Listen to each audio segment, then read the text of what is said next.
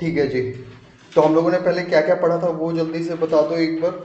Agriculture कहाँ से start होता है, सबसे पहले किसान स्टार्ट कहाँ से करते हैं? Preparation preparation of of field, हाँ, प्रिपरेशन ऑफ फील्ड में क्या क्या होगा? लेवलिंग नहीं होगा। और लेवलिंग से पहले कुछ होना चाहिए। सोइंग ऑफ नहीं होगा। खोदना चाहिए। प्लोफिंग, प्लोइंग। हाँ, प्लोइंग फ्लोइंग। प्लोइंग हाँ, तो पहले प्लोइंग होगा। फ्लोइंग, प्लोइंग के बाद फिर लेवलिंग, लेवलिंग। उसके फिर बाद सोइंग सीड। ऑफ फिर हो गया, ये हो गया तुम्हारा। सोइंग उसके बाद तुम सोइंग ऑफ सीड्स में आओगे। सोइंग। सोइंग ऑफ सीड्स में कैसे कैसे सो कर सकते हैं, क्या क्या करने का है? रबी और खरीफ क्रॉप। नहीं नहीं नहीं, सोइंग ऑफ सीड्स में केवल सोइंग ऑफ सीड्स ही होता है क्या? मतलब उसमें भी अलग अलग कुछ कुछ तरीके हैं ना। एक ट्रांसप्लांटेशन होता है, कुछ कुछ क्रॉप्स के लिए हमको ट्रांसप्लांट करना पड़ता है। फिर उस, enhancing the soil fertility, enhancing the soil fertility, हाँ, उसको पहले मैन्योर्स वगैरह भी सोइंग द हमको देना सीड, पड़ता है। फर्टिलाइजर्स देने पड़ते हैं पहले। Sowing the seed. हाँ, उसके बाद फिर सोइंग द सीड्स करते हो। उसमें तुमको बहुत बार तुम नर्सरी में करना पड़ता है बहुत सारे क्रॉप्स को, और फिर उसको हम लोग खाद मिला के को उखाड़ के दूसरी जगह फिर से मतलब अच्छे से। और उसका फायदा क्या होता है? ट्रांसप्लांटेशन का फायदा क्या है? और उससे ये ऑल और उसका द रूट्स प्लांट्स गेट ज़्यादा इक्वल फैलता है। नहीं, equal nutritions like Sunday water. वो तो ठीक है, अच्छी बात है, वो मिलता है, अच्छा सही है। उसके अलावा एक राइट स्पेसिंग मेंटेन तुम कर पाते हो दो पौधे के बीच में, ठीक है। हाँ, इक्वल स्पेस। और सोइंग ऑफ सीड्स करने का और भी तरीका जो होता है, जो जनरली वो क्या कहते हैं, हाथ से जो फेंक के करते हैं, ब्रॉडकास्टिंग। ठीक है। तो तुम लोग, यदि मैं पढ़ाऊंगा तुम लोग पढ़ोगे नहीं, तो इसके लिए मैं कुछ नहीं कर पाऊंगा, ठीक है। खरीफ और रबी क्रॉप्स वगैरह तुम लोग जानते ही हो। समझा दो क्या है खरीफ और रबी के बारे में, कुछ बताओ। खरीफ और रबी। खरीफ खरीफ रेनी सीजन में होता है और वो विंटर सीजन में होता है। कौन? सर रबी। ओके, एग्जाम्पल बता दो रबी का कुछ। सर रबी रबी का का राइस मस्टर्ड। नहीं, वीट। मस्टर्ड। ठीक बोला, वीट बोला, मस्टर्ड भी और है। खरीफ का राइस और वीट। खरीफ का राइस और वीट दोनों एक साथ तो कभी नहीं नहीं, होगा। वीट का है, राइस होगा और राइस और पल्सेस। पल्सेस भी ज़्यादातर उसी में चले जाएंगे, ठीक है। वेजिटेबल्स। मेज होगा उसके मीट। साथ, राइस एंड मेज। जो तुम वेजिटेबल्स बोल रहे हो ना, उसके लिए भी लिख लो, वो तुम्हारे बुक्स में किसी में भी नहीं दिया है, इन सब बुक्स में, ठीक है, क्योंकि ये दोनों ही बेकार बुक है। मैं तुमको ये भी बताता हूँ, एनसीईआरटी जैसी बुक तो कोई होती नहीं है।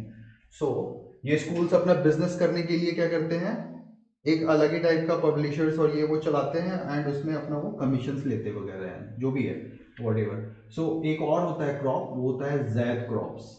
ये पता नहीं तुम लोगों ने कभी पढ़ा है कि नहीं पढ़ा है, कभी पढ़ा ही नहीं होगा ये तुम लोगों ने, but you should know it. Zaid crops कहते हैं, ठीक है। तो ये क्या होता है, जैसे ही तुम्हारा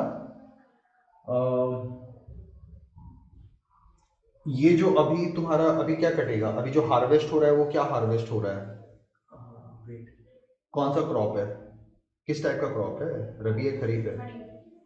रबी है। रबी। ऐसे तुम लोग ऐसे केवल बोलोगे ना, नहीं रबी नहीं नहीं खरीफ, तो दो ही है, तो एक बार आवाज से गलत तो एक बार आवाज सही मैच होगा। होती है। इसमें मैच नहीं चलता है, इतना ध्यान रख लो ना। ये वो ठीक वीडियो है, देखे थे याद है, अच्छा। बस उतना ही कर रहे हैं यार। सो जैद जो है ना, अब जो ये कटेगा तुम्हारा गेहूं कट गया, तो राइस को अभी तुरंत से नहीं लगा सकते, ठीक है। उसके लिए उनको आइडिया होना चाहिए कि पानी बहुत लगेगा, स्टार्टिंग में भी लगेगा और फिर लगते ही रहेगा उसमें। अभी तो पानी का कोई आशा है नहीं कि अभी से तुरंत से बारिश होने लगेगी, अभी तो गर्मी पूरी बाकी है। तो ये जो कुछ 2 से 3 महीने होंगे ना अभी के, 2 to 3 months, इसमें ये लोग क्या करेंगे, जो किसान होते हैं, दे विल सो वेजिटेबल्स, ठीक है। क्योंकि गर्मियों का जो सीजन है ना, वो वेजिटेबल्स के लिए बहुत बेस्ट होता है, जैसे कुकुम्बर हो गया, खीरा वगैरह तो जानते ही हो ना, खीरा है, और ककड़ी वगैरह होता है, बहुत सारी चीज, भिंडी है, नेनुआ है, वो वॉटेवर, मतलब बहुत सारी सब्जियां होती है गर्मी में। तो ये जो 2 से 3 महीना होता है आफ्टर मार्च अप्रैल, जैसे अप्रैल कह लो, मई कह लो, ये दोनों महीने में ये लोग वेजिटेबल्स बहुत अच्छे से उगाते हैं और उसको बेचते हैं और हम खाते हैं, तो इनको कहते हैं हम जैद क्रॉप्स, ठीक है। सो ये है एक, ठीक है। सोइंग सीड्स में उसको हम लोग ब्रॉडकास्टिंग कहते हैं, हाथ से फेंकने वाले को, ठीक है। और मशीन से जब करते हैं तो उसको हम लोग क्या कहते हैं, मैकेनाइज जब कहते हैं तो नहीं, तुम्हारा तो कुछ नहीं हो सकता है राजबाबू। सो उसको कहते हैं हम लोग सीड ड्रिल, ठीक है। वो क्या फनल में लगा हुआ रहता है ट्रैक्टर के पीछे, और उसमें से सीड एक टाइम पे गिरते रहता है, वो अपने आप ऐसे करके वो गड्ढा भी बनाते जाएगा, और उसके बाद उसमें से सीड फनल से गिरते भी जाएगा, तो उसको हम लोग सीड ड्रिल कहते हैं, ठीक है। गड्ढे करके सीड्स गिराना। और अदरवाइज हाथ से फेंकेंगे तो उसको क्या कहेंगे, ब्रॉडकास्टिंग, ठीक है। ठीक है।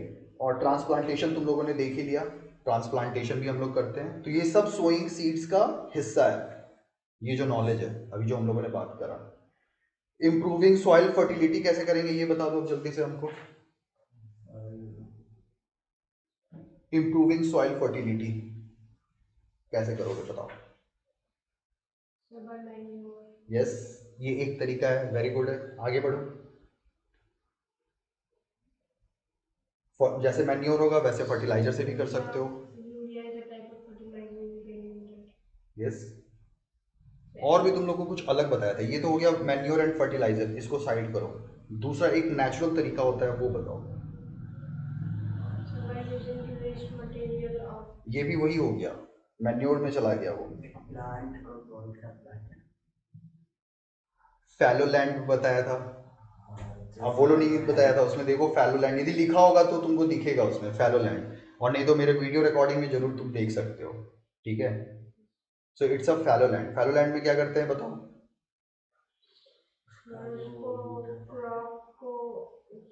छोड़ दिया जाता है, क्रॉप को नहीं छोड़ दिया जाता है, रूट से नीचे वाले नहीं, या अल्लाह, जमीन को ही छोड़ दिया जाता है ऐसे, क्रॉप्स निकाल लिए गए, जमीन को ऐसे ही छोड़ दिया जाता है, ठीक है, ताकि उसको खुद से अपना न्यूट्रिएंट्स फिर से रीगेन करे। क्योंकि क्रॉप्स क्या होता है, बहुत ज़्यादा न्यूट्रिएंट इंटेंसिव होते हैं, खास करके व्हीट एंड राइस, तो ज़मीन से सारा वो चूस लेते हैं अच्छी चीज़ें, ज़मीन में कुछ बचती नहीं है, तो इसके लिए वो छोड़ दिया जाता है 2 साल 3 साल। और लेकिन अब आपके ज़माने में नहीं छोड़ा जाता, अब तो 1 महीने के लिए भी कोई नहीं छोड़ते हैं, ठीक है, खाली ज़मीन। बोला ना, ये ज़ायद क्रॉप्स यूज़ कर लेते हैं, मतलब वेजिटेबल्स लगा देते हैं, बहुत सारा उसमें फर्टिलाइज़र डालते हैं और फिर ये लगाते हैं, ठीक है, ठीक है। क्रॉप रोटेशन होता है एक, क्रॉप रोटेशन में अब तुम्हारा वाला बात आएगा, क्रॉप रोटेशन क्यों करेंगे वो बताओ। तो उसे वो सॉइल का natural clean plant. Leguminous plants होते हैं, लेग्यूमिनियस प्लांट क्यों यूज़ होते हैं, क्यों यूज़ किए जाते हैं। उसमें राइजोबियम बैक्टीरिया होता है। हाँ, और राइजोबियम बैक्टीरिया क्या करता है,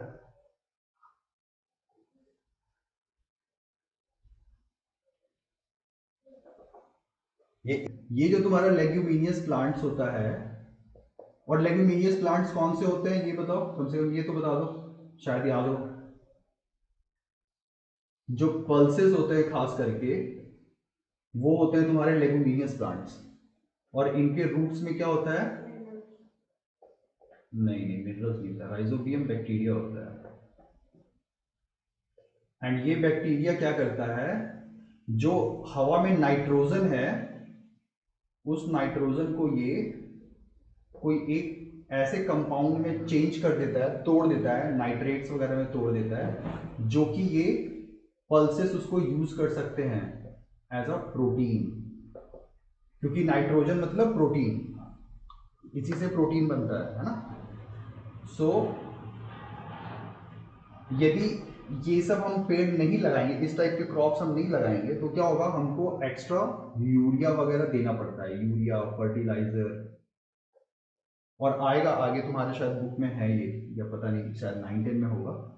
बट यही जब तुम बहुत ज़्यादा यूज़ करते हो यूरिया और फर्टिलाइजर तो क्या होता है, ये पानी के साथ बह के, जब बारिश होगा पानी के साथ बह करके तुम्हारे वाटर जो होगा, जो पीने का पानी है, लेक्स है, पॉन्ड्स है, रिवर्स है, उसमें जाके मिल जाएगा, पॉल्यूट कर देगा, और उसको हम लोग कहते हैं, क्या कहते हैं,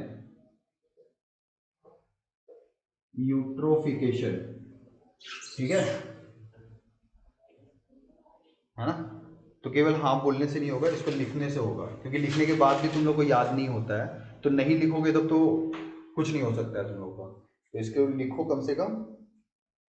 यूट्रोफिकेशन समझ में आया? यूट्रोफिकेशन को ऐसे क्या बोलोगे? अब इंग्लिश में मैंने समझा तो दिया, लेकिन इंग्लिश में तुम लोग कैसे बोलोगे किसी को? हाँ, यूट्रोफिकेशन। नहीं नहीं, वो नहीं, प्रोनाउंसिएशन नहीं बोल रहा हूँ मैं, बोल रहा हूँ डिफाइन कैसे करोगे?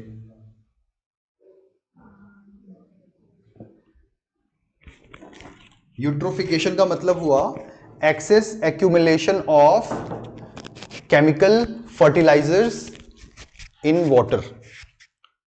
एक्यूमुलेशन समझते हो ना, जमा हो जाना। So excess accumulation of chemical fertilisers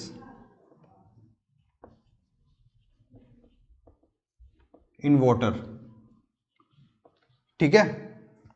this is your eutrophication.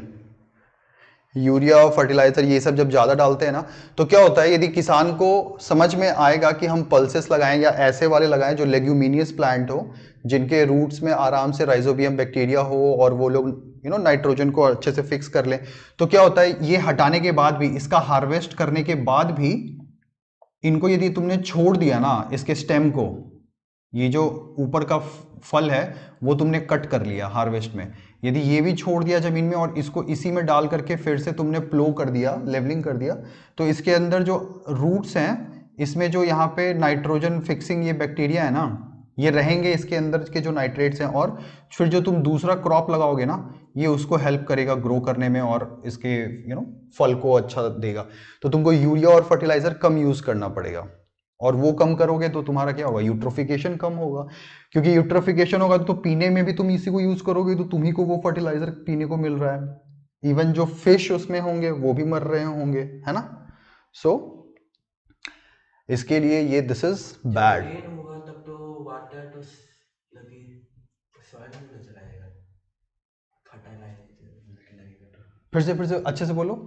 जैसे कि फर्टिलाइजर यूज किए, रेन हुआ तो वो तो सॉइल में ही शिप हो जाएगा। कैसे होगा ना, पानी तुमने देखा है क्या कभी भी खेत से, कभी भी जहां भी डाउन होता है वो वहां से पानी हमेशा वहां से बहता है। सो जब रेन होगा तो कुछ हिस्सा तो एकदम निश्चित है कि वो ठीक है, वो नीचे जाएगा, अंडरग्राउंड वाटर है यहाँ पे, ये अंडरग्राउंड वाटर है, यहाँ पे आएगा। इसी को क्या कहते हैं, यहाँ पे चट्टान के नीचे होते हैं ना, दो चट्टान होते हैं, इसी के बीच में ये अंडरग्राउंड वाटर होता है, जिसमें बोरिंग करके तुम पानी निकालते हो। इसको क्या कहते हैं, यहाँ पे इसको एक्वीफर्स कहते हैं, ठीक है? एक्वीफर्स में तुम्हारा पानी होता है, अंडरग्राउंड वाटर। तो यहाँ पे भी सीपेज होकर के आएगा, तो यहाँ अंडरग्राउंड वाटर को भी खराब करेगा, एंड जो बह करके जाएगा लेक्स में, पहले नाला में जाता है, नाला से तालाब में जाता है, तालाब से नदी में जाएगा, नदी से समंदर में जाएगा, तो तुम्हारा क्या होगा, ये सब पानी वानी को खराब करेगा, है ना? तो उसी को हम लोग यूट्रोफिकेशन कहते हैं, जब एक जगह पे बहुत ज्यादा केमिकल सब्सटेंस बढ़ जाए, एक्यूमुलेशन हो जाए। और ये देखो, ये यूट्रोफिकेशन वगैरह आया भी है इसमें। अब इस बुक में तुम्हारे है कि नहीं, आई डोंट नो, होना चाहिए, यदि ये बुक अच्छा है इसमें होना चाहिए। क्रॉप प्रोटेक्शन वगैरह है, नहीं है, यूट्रोफिकेशन शायद नहीं है तुम लोग के इस बुक में।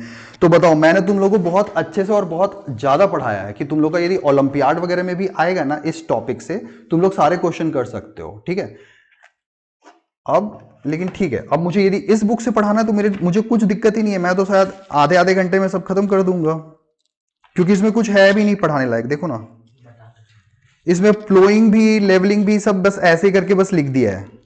अच्छे से इन्होंने रबी क्रॉप्स और खरीफ क्रॉप्स के बारे में भी नहीं लिखा है। ग्रीन रिवॉल्यूशन लिखा है, तो ग्रीन रिवॉल्यूशन भी चलो मैं समझाता हूं, अच्छी चीज है, ग्रीन रिवॉल्यूशन समझना चाहिए तुम लोगों को, तो मैं समझा देता हूं ग्रीन रिवॉल्यूशन, ठीक है? तुम लोग को समझ में आया होगा, मैडम ने पढ़ाया तो तुमको तो समझ में आया होगा, या तुमको? तो बताओ ग्रीन रिवॉल्यूशन क्या है, मुझे बताओ। हाँ, पढ़ के ही समझा दो, बुक को और ऐसे बीच में रख लो, राज को भी तो देखने दो। हाँ, देखो मैं बताता हूँ क्या था, सब भूल जाओ जो पढ़ा था तुमने, ठीक है। मैं तुमको पढ़ाऊंगा हर हिसाब से, जो एक्चुअल ग्रीन रिवॉल्यूशन हुआ था मैं उस हिसाब से भी पढ़ा दूंगा, बहुत वास्ट है लेकिन मैं, ग्रीन हाउस भी होता है। वो अलग चीज है। Green house is a different thing, ये देखो समझना चाहोगे वो भी समझा दूंगा। ग्रीन हाउस क्या होता है, देखो green house is a different thing, green house gas is a different thing, and ये हम लोग अभी पढ़ रहे हैं जो this is green revolution, this is a different thing, एकदम अलग है फिर, ठीक है। देखो ग्रीन हाउस क्या है, ये एक फार्मिंग का टेक्निक है, this is a farming technique. इसमें क्या करते हैं, इसमें तुमने अब पता नहीं तुम लोग महाबलेश्वर साइड गए हो कि नहीं, वैसे जगह जाओ हिल स्टेशन या यहाँ पे भी होंगे कहीं कहीं पे, जैसे वो पूरा एक स्ट्रक्चर बनाते हैं ऐसे कवर करके, ठीक है, ग्रीन कलर का रहता है, राइट राइट राइट। तो वो क्या करते हैं, उससे ना टेम्परेचर को ये मेंटेन करते हैं, टू मेंटेन टेम्परेचर, ऐसा वो एक स्ट्रक्चर बनाते हैं और फिर उसका यूज करके अनसीजनल वेजिटेबल्स एंड फ्रूट्स को भी वो उगा सकते हैं। जैसे मान लो जो सीजन, हाँ जैसे यस यस यस, जैसे ये क्या करता है, सन का जो लाइट है उसको ट्रैप करता है और उसको छोड़ता नहीं है, जितने रेशियो में छोड़ना है उतना ही छोड़ता है, बाकी को ट्रैप करके अंदर रख लेता है, ठीक है। तो उस गर्मी को मेंटेन करता है एंड फिर क्रॉप को वो बढ़ने में हेल्प करता है। So this is your green house, वो एक टेक्निक हो गया।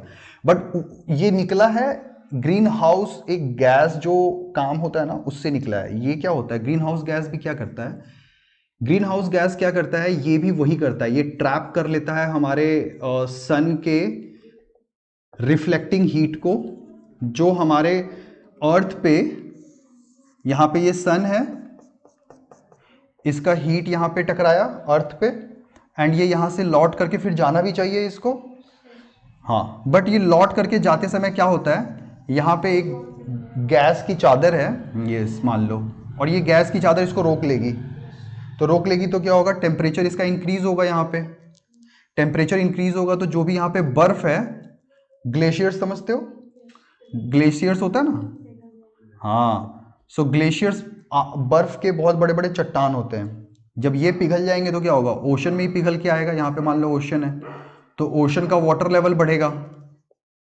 एंड वाटर लेवल बढ़ेगा तो जो लैंड है उस पर आएगा, तो हम लोग सब डूब जाएंगे, खत्म हो जाएगा धरती।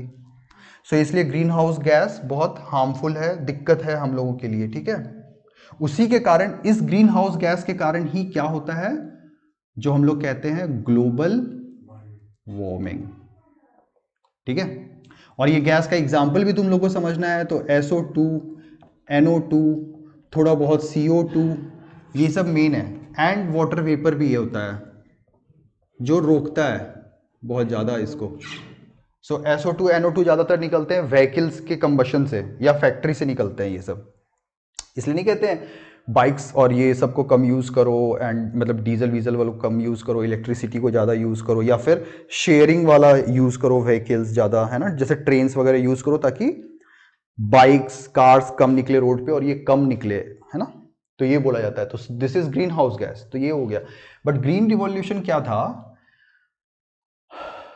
ये हुआ था, ये MS स्वामीनाथन थे हमारे यहाँ पे साइंटिस्ट, ठीक है। तो क्या हुआ था हमारे यहाँ पे, जो गेहूं वगैरह होता था ना, गेहूं खास करके, वो इतना नहीं होता था कि हमारे यहाँ जितने लोग बढ़ रहे थे या सबको मतलब मिल जाए अच्छे से, है ना, कम दाम पे। तो इसके लिए फिर क्या हुआ, इन साइंटिस्ट ने, MS स्वामीनाथन ने बहुत तरह के सीड्स को डेवलप किया, सीड्स की वैरायटी को डेवलप किया, ठीक है। सीड्स का वैरायटी डेवलप किया जो कि हाई यील्डिंग था। हाई यील्डिंग का मतलब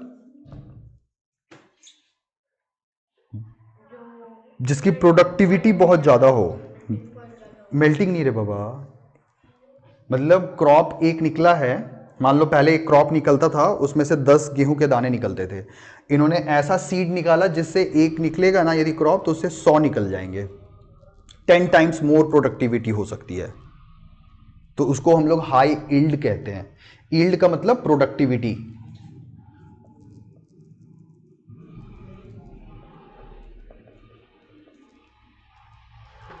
ठीक है। सो इस तरह से क्या हुआ, हमारे यहाँ पे बहुत ज़्यादा और बहुत अच्छे से गेहूं का खास करके उत्पाद होने लगा, और उसी को हम लोग कहते हैं ग्रीन रिवॉल्यूशन। एंड केवल सीड्स ही नहीं हुए इसके में, ठीक है, सीड्स के साथ साथ इन्होंने फर्टिलाइजर्स वगैरह भी बहुत ज़्यादा डेवलप किया। जो केमिकल फर्टिलाइजर्स होते हैं, अब तुम फर्टिलाइजर्स कितना भी अच्छा कर लो, वो अल्टीमेटली करेगा तो हार्म ही ना। तुम्हारे वो प्रोडक्टिविटी को तो बढ़ा दिया, लेकिन वो जाएगा कहाँ? वो जाएगा तो क्रॉप्स में भी जाएगा, सॉइल में भी जाएगा, और सॉइल से तुम्हारे वाटर में भी जाएगा, मतलब यूट्रोफिकेशन को फिर से ये देगा ही ना। Ultimately this will lead to eutrophication. ठीक है। सो फर्टिलाइजर का डेवलप किया, सीड्स डेवलप किए, ताकि बहुत ज्यादा बम्पर प्रोडक्टिविटी हो, और बम्पर प्रोडक्टिविटी हुई, देश में सभी को खाने को मिल गया, अनाज तो मिला, लेकिन उसके साथ साथ क्या मिला, बहुत डिफरेंट डिफरेंट टाइप का हमें मिला पॉल्यूशन। ठीक है, जिसमें से सबसे मेन जो था वो है वाटर पॉल्यूशन। मतलब कहते हैं ना, एक सिक्के के दो पहलू होते हैं, तो वो सिक्का का एक पहलू ये था कि ग्रीन रिवॉल्यूशन का बहुत अच्छा हुआ प्रोडक्टिविटी, देश में सब लोगों को खाने को मिला, गरीब से गरीब लोग भी आज के डेट में खा पाते हैं ना, सबको मिलता है ना, अनाज मिलता है ना, 3 रुपए, ₹3, ₹2 एंड ₹1 में अनाज मिलता है ना, जो बहुत गरीब है उनको। 3 रुपए में राइस मिलता है 5 kg, दो मतलब पर केजी, और 2 रुपए व्हीट, और 1 रुपए में मेज मतलब मक्का। ठीक है, 5 kg ईच फैमिली मेंबर, पर फैमिली मेंबर पे इतना मिलता है। तो वो क्यों मिलता है? क्योंकि 1980s में ये ग्रीन रिवॉल्यूशन हुआ था, उसकी बदौलत ये सब होता है। लेकिन उसके कारण फिर वाटर पॉल्यूशन भी है ना, एयर पॉल्यूशन भी है, या फिर जो तुम्हारे फ्रूट्स हैं या फिर जो क्रॉप है, वो कितना आज के डेट में तुम्हारा खराब हो चुका है ना, कि बोलते हैं कि ये कैंसर हो जा रहा है लोगों को खा करके, शहर का कृत्रिम चीज़ खा करके। तो वो क्यों हो रहा है? बिकॉज ऑफ बहुत ज़्यादा फर्टिलाइजर्स इतना यूज़ कर रहे हैं कि कुछ हो नहीं सकता, और है ना, प्रॉब्लम हो गई। फर्टिलाइजर यूज होता है तो प्लांट के ऊपर होता है, तो प्लांट को हार्म नहीं होता है। होगा ना। हाँ, तो ये देखो, नहीं फर्टिलाइजर तो खैर जमीन में हम डालते हैं, ये फर्टिलाइजर जमीन में डालते हैं। प्लांट्स के ऊपर जो हम लोग यूज करते हैं वो हम लोग करते हैं जैसे पेस्टिसाइड्स हो गया,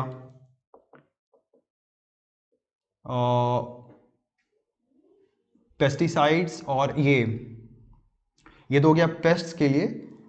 फिर रोडेंटिसाइड्स यूज करते हैं, जैसे चूहे वूहे के मारने के लिए, कि वो अनाज को ना खा जाएं। और वीडीसाइड्स होता है, जो वीड्स होते हैं ना, वीड्स समझते हो?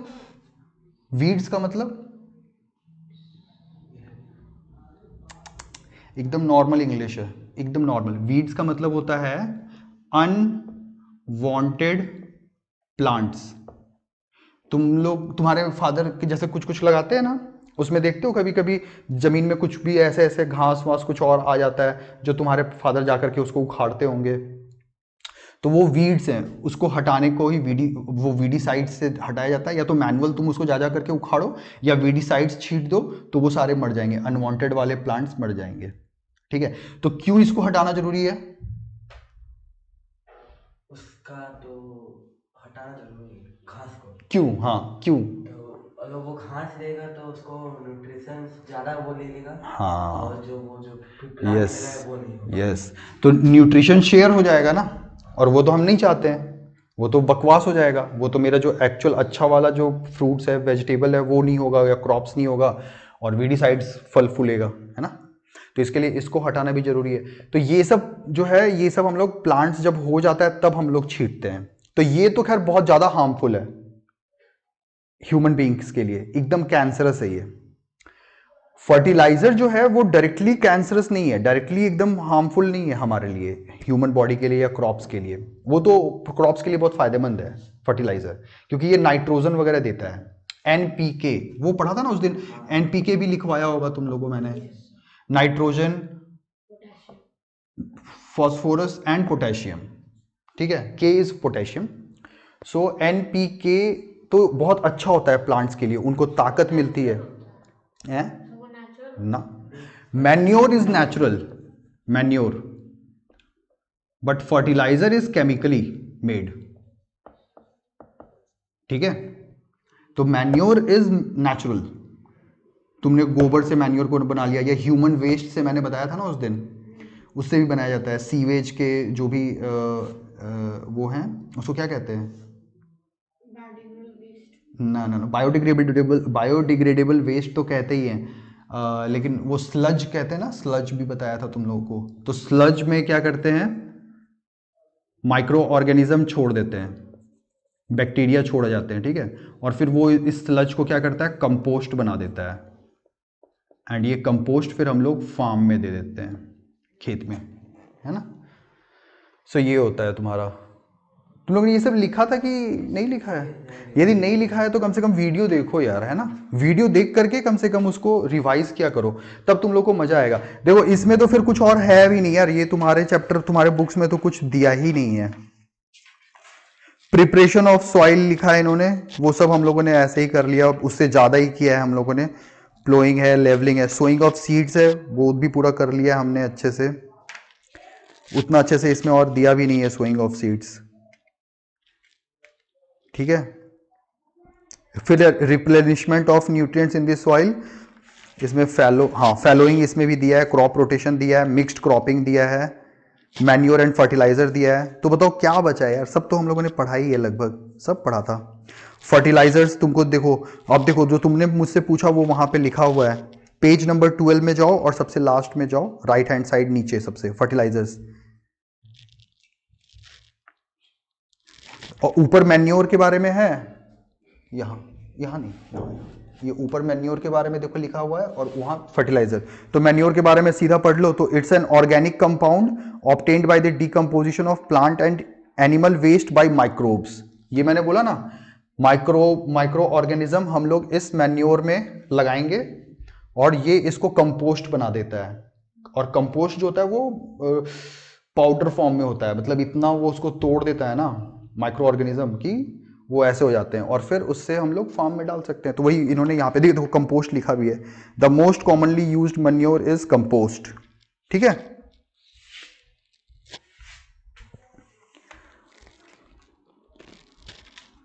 कंपोस्ट वो हो गया। उसके बाद फर्टिलाइजर्स है, तो fertilizers are human made chemical substance that are rich in one or more nutrients like nitrogen, phosphorus and potassium, ठीक है। पढ़ाई तो दिन भर का याद है।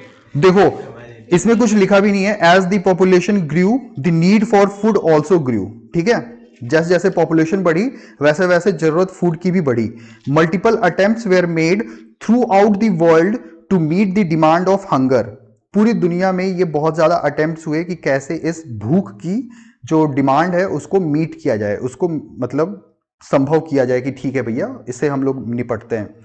So one such attempt was the green revolution, तो उनमें से ही बहुत सारे अटेम्प्ट में से एक था ग्रीन रिवॉल्यूशन। और इसमें बोल रहा है we will learn about it later in the chapter.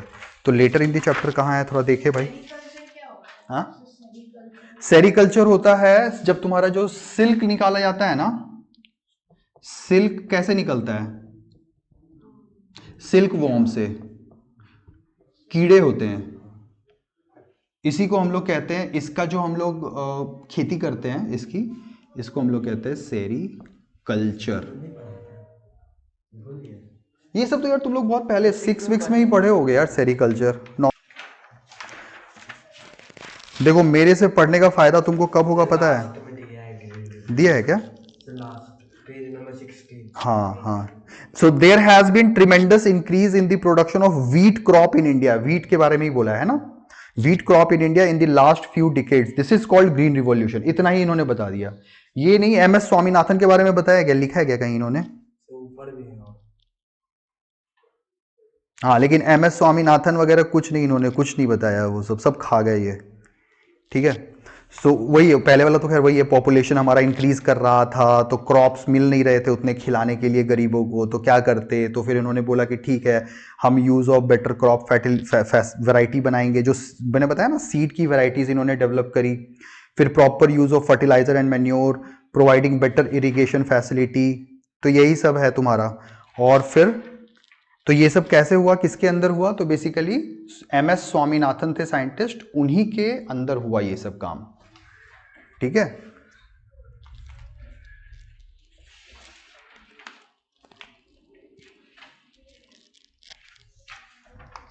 और एक और मोस्ट इंपॉर्टेंट पॉइंट्स है, मोस्ट इंपॉर्टेंट पॉइंट इसमें ग्रीन रिवॉल्यूशन के बारे में। इसमें सबसे पहले इन्होंने क्या किया, MS स्वामीनाथन ने मैक्सिको का नाम सुना है? नहीं, कंट्री है। So this is in south America में, नॉर्थ अमेरिका में, मैक्सिको नहीं, मैक्सिको नॉर्थ अमेरिका में ही आएगा, ये अमेरिका है यहाँ पे। नॉर्थ अमेरिका समझते हो ना, ये ऐसे ही इधर नॉर्थ है और यहाँ पे पानी से ये अलग हो जाता है ऐसे, and this is South America.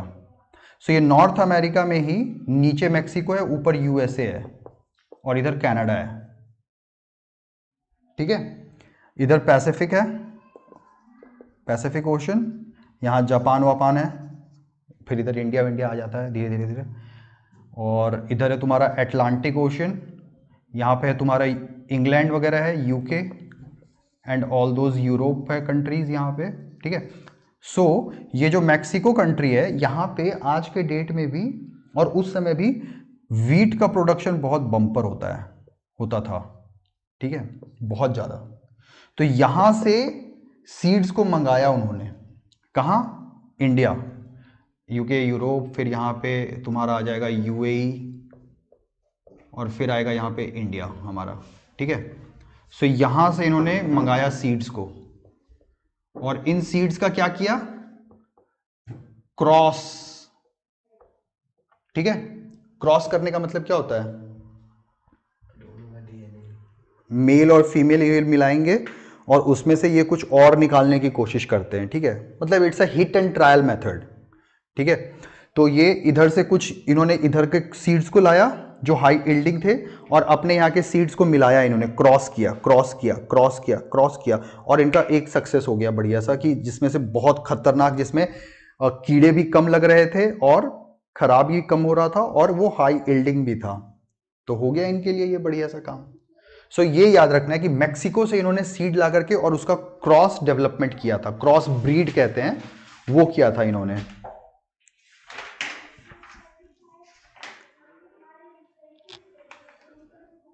So ये वर्ड को याद रखना, क्रॉस ब्रीडिंग, ठीक है। क्रॉस ब्रीडिंग किया था कहां के सीड्स को, from Mexico's high yielding wheats seed, ठीक है। तो ये था तुम्हारा green revolution and all.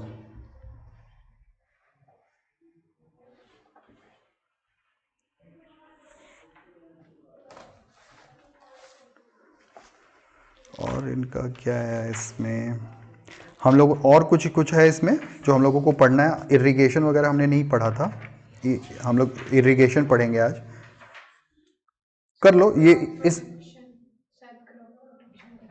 Crop protection में तो हमने कर लिया ना वो सब जो, अच्छा मतलब ये जो हमने किया ना, this is your crop protection, pesticide, rodenticide, weedicide, अलग अलग चीजों से तुम बचाते हो। पेस्ट का मतलब जैसे मान लो कीड़े वीड़े लगते हैं ना, उनको पेस्ट कहते हैं, ठीक है। तो उससे बचाने के लिए जैसे पेस्टिसाइड्स डालते हैं, चूहे आकर के खा जाते हैं तो उससे बचाने के लिए रोडेंटिसाइड्स डालते हैं। फिर वीड्स जो होते हैं अनवांटेड प्लांट्स, उसको रूट आउट करने के लिए वीडिसाइड्स डालते हैं। कहाँ पे है वैसे, यही सब होगा और क्या होगा यार इसमें, पेज नंबर 14। तो देख लो, protection from pest and disease है पहला, रोडेंट से बचा रहा है, इंसेक्ट से बचा रहा है पेस्टिसाइड के यूज करके, ठीक है। उसके बाद बी नंबर में लिखा है प्रोटेक्शन फ्रॉम वीड्स। वीड्स क्या है, unwanted plants that grew along with a cultivated main crop in a field are called weeds.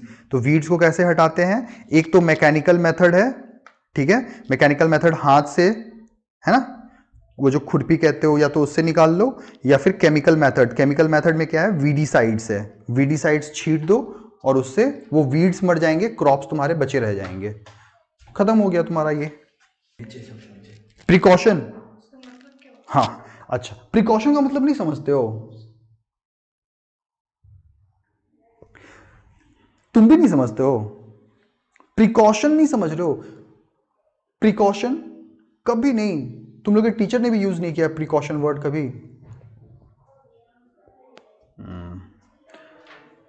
स्थिति गंभीर है, ये सब लिख लिया है वैसे। है? बैरियर। अब ऐसे प्रोनाउंस करोगे तो मुझे भी दिक्कत हो जाएगी। वो कहाँ पे लिखा है?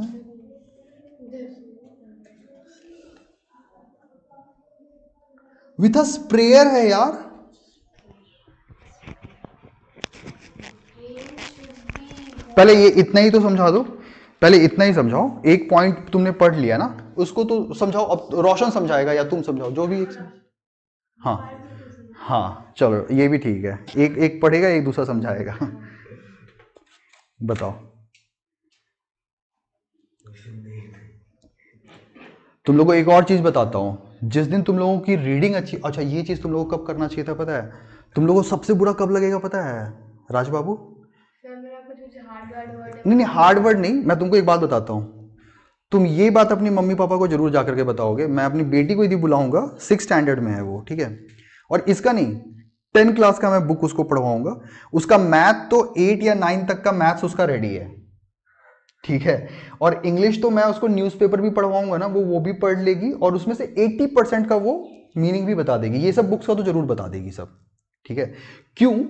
क्योंकि ये सब होता है तुम्हारे ना रीडिंग हैबिट से। रीडिंग हैबिट क्या करता है बाबू? तुम लोग को ना, तुम्हारे ब्रेन को ना मैप करवाता है। वर्ड जब तुम अच्छे से बोलने लगते हो ना, तो तुम्हारे अंदर क्यूरियोसिटी जागेगी। अच्छा, तुम क्यूरियोसिटी ये कहाँ से सेटिस्फाई करोगे? मेरे से करोगे, ठीक है। लेकिन यदि तुम एक स्मार्ट बच्चे हो, तो मैं तुम्हारे लिए हमेशा अवेलेबल रहूंगा क्या? मैं तो 1 घंटे के लिए ज्यादा से ज्यादा अवेलेबल हो सकता हूं, या 40 मिनट कम से कम, और 1 घंटा ज्यादा से ज्यादा, ठीक है। उसमें तो सब कुछ हो नहीं सकता है बाबू, नहीं हो सकता है ना। लेकिन अभी 1 मिनट इस बात पे टाइम कितना हो गया? और यार टाइम हो गया है, खैर ठीक है, हम लोग ये करके खत्म कर देंगे। तो तुमको खुद से रीडिंग देखिए, खुद से डिक्शनरी पढ़नी चाहिए रोज, एवरी डे, एज अ, जैसे पूजा करते हो ना वैसे करना चाहिए, ठीक है। सो ये क्या कह रहा है? Farmers should cover their nose and mouth with a piece of cloth during the spraying of a weedicide with a sprayer. मतलब वीडीसाइड इतना हार्मफुल होता है, इतना हार्मफुल होता है कि जब वो स्प्रे करते हैं ना किसान, तो उनको अपना मुंह वगैरह बंद करना पड़ता है एक कपड़े से।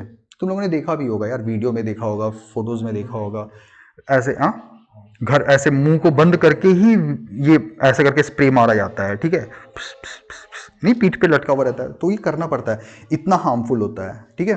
तो ये दिस इज अ प्रिकॉशन, यदि नहीं लोगे तो तुम्हारी खुद की तबीयत खराब हो जाएगी, ठीक है। तुम क्रॉप्स क्या उगाओगे? फिर grain should be washed thoroughly before consumption because weedicides are harmful for our health. मतलब ये क्या मतलब हुआ, जल्दी बताओ। वेन्स को बार बार धोना चाहिए क्योंकि वो केमिकल्स होते हैं वो उसमें रह जाते हैं। हाँ, तो ये है, ठीक है। एंड उसके बाद है बायोलॉजिकल मेथड। बायोलॉजिकल मेथड किस चीज का है ये तीसरा? सभी पॉइंट का है। अच्छा, वीड्स के लिए ही है, वीड्स के लिए कि एक केमिकल मेथड है, एक मैकेनिकल, और एक बायोलॉजिकल मेथड है, ठीक है। ये क्या है, पढ़ो जल्दी से, पढ़ के ये खत्म कर लो। Insect or some other organism that consume and and specifically destroy destroyed weed plants are are introduced in the crop fields. used in the crop field. This is called biological control of weeds. The best example of biological control is the weeding of prickly pears, cactus by using cochineal insects. cochineal insect. मतलब ये क्या कह रहा है, इसका मतलब समझो। इसके लिए ना तो तुमको खुरपी लगाने की जरूरत होती है, और ना ही वीडीसाइड छिड़कने की जरूरत होती है। कुछ ऐसे इंसेक्ट्स होते हैं जो स्पेसिफिकली इन्हीं वीड्स को खाते हैं, नहीं, ग्रास हॉपर वीड्स को नहीं खाते केवल, ग्रास हॉपर तो सबको ही बर्बाद करता है। लोकस्ट कहते हैं, वो लोकस्ट तो तुम्हारा क्रॉप्स को ही खत्म कर देता है। नहीं, लोकस्ट एक अलग टाइप का, एक ग्रास हॉपर का ही काइंड है जो ये काम करता है। तो जैसे इन्होंने बताया ना यहाँ पे, जैसे the best example of biological control is the weeding of prickly peer cactus. ये एक तरह का पौधा होता है जो कि वीड्स होता है, प्रिकली पियर, ठीक है। मतलब एक तरह से ये कैक्टस के जैसा ही समझ लो, जिसमें कांटे निकले हुए रहते हैं, ठीक है। प्रिकली का मतलब ही वही होता है, प्रिकली मतलब प्रिक, ऐसे जैसे मच्छर हमें प्रिक करके काटता है ना, so that is prickly. So prickly peer cactus होते हैं जिसको हम वीड कहते हैं, और उसके लिए कॉशिनियल इंसेक्ट्स होते हैं जो उसको ही खा जाते हैं, ठीक है। तो मुझे ना तो मैनुअल कुछ ऐसा मैकेनिकल काम भी नहीं करना पड़ा उसको हटाने के लिए, और ना मुझे मुंह ढक करके स्प्रे करने की जरूरत पड़ी। वीडीसाइड्स मैं नहीं डाल रहा हूं, मैंने क्या किया, कोशिनियल इंसेक्ट्स होते हैं, अब वो याद रख लेना तुम लोग, कोशिनियल इंसेक्ट्स, जैसे उससे हम लोग उसको खत्म कर सकते हैं, ठीक है। तो ये इस तरह के, अब हर एक वीड्स के लिए ऐसा नहीं है, लेकिन इट्स नॉट पॉसिबल, वो केवल एक एग्जाम्पल है ऐसा, बट जनरली ऐसा हो नहीं पाता है, ठीक है। तो और ये सब भी क्या है, ये सब ना डेवलप्ड कंट्रीज में तुमको ज़्यादा मिल भी जाएगा ऑप्शंस, ठीक है। वहाँ पे रिसर्च होते रहता है, ये कॉशिनियल इंसेक्ट्स जैसे, और वहाँ पे कुछ इंसेक्ट डेवलप करेंगे या फिर होंगे, एंड उससे वो लोग वहाँ के वीड्स को वहाँ कुछ तो कर सकते हैं। बट इन इंडिया कोई ऐसा इतना भी हाई डेवलप्ड ऑप्शन है नहीं, तो जनरली तुम देखोगे किसानों को वो वीडीसाइड ही करते हैं। यदि बड़े बड़े खेत हैं तो तुम ये जो खुरपी कहते हैं ना, उससे भी ऐसा नहीं है कि तुम 1 बीघा या 1 कट्ठा का सब ऐसे बैठ के निकालते रहोगे, दैट इज नॉट फिजिबल, है ना। ये छोटा मोटा बगान है, हो जाता है, ठीक है, छोटा सा इतना सा बगान है कर लोगे, but not for big field. Big field के लिए वीडीसाइड्स ही यूज करते हैं, ठीक है। एंड हार्वेस्टिंग, तो हार्वेस्टिंग क्या होता है वो तो हम लोगों ने बात किया ही था, कटिंग। और वो कब होता है, जब क्रॉप्स मैच्योर होते हैं। मैच्योर का मतलब समझते हो, पूरी तरह से हो जाएगा। जैसे तुम लोग अभी मैच्योर नहीं हो, ठीक है। मैच्योर होने के लिए और क्या करना पड़ेगा तुमको, केवल खाना नहीं होगा, सोच को भी बढ़ाना होगा, तब सोच बढ़ाने से आदमी मैच्योर होता है ना। तो एज होता है उसके लिए, एज, एक एज आएगा तब तुम अपने आप मैच्योर हो जाओगे थोड़े, है ना। सो दैट इज हार्वेस्टिंग, ठीक है। विनोइंग, देखो विनोइंग बहुत बढ़िया चीज है, तुमने पूछ लिया, लेकिन मुझे लगता है कि 6 स्टैंडर्ड में ही तुम लोग को पढ़ना चाहिए था, लेकिन तुमने नहीं पढ़ा होगा, तो मैं बताता हूं। विनोइंग क्या होता है, जैसे मान लो गेहूं है, तो गेहूं में बहुत सारे गंदगी भी रह जाते हैं, उसके हस्क, उसमें हस्क मतलब उसका जो छिलका होता है वो रह जाता है, तो वो उसे अलग कैसे करेंगे, मशीन से। मशीन से तो हो जाएगा, ठीक है, बट सब कोई मशीन से नहीं कर पाते हैं ना, जो गरीब हैं या जो थोड़े बहुत हैं उन वो नहीं कर पाते हैं। तो वो क्या करते हैं, हाइट पे चले जाते हैं, थोड़े से ऐसे ऊंचे पे खड़े हो जाते हैं या टीले पे, और वहाँ पे जो उनके पास जो सूप होता है उसमें वो रख लेते हैं पूरा गेहूं ऐसे करके, और वो ऐसे ऐसे करके हिलाते हैं। तो क्या होगा, ऐसे ऐसे हिलाएंगे, हवा से जो अच्छा रहेगा वो। वाह वाह वाह वाह वाह, जो लाइट होगा वो नीचे गिर जाएगा। गजब का साइंस है यार तुम्हारा। जो लाइट होगा वो हवा से वो दूर हो जाएगा ना, और जो भारी होगा वो वहां पे गिर जाएगा। और वो क्यों गिरेगा ये भी बता दो मुझे, ये फिजिक्स है। ग्रेविटी। ग्रेविटी के कारण, ये बोल मेरे भाई, ग्रेविटी, ग्रेविटी उसको खींच लेगी ना, वो वेट उसका ज्यादा, तो ग्रेविटी उसकी ज्यादा होगी तो खींच लेगा उसको, और जो हल्का है वो हवा के साथ बह के आगे गिरेगा। कौन है? ओह, मुझे लगता है शॉर्ट।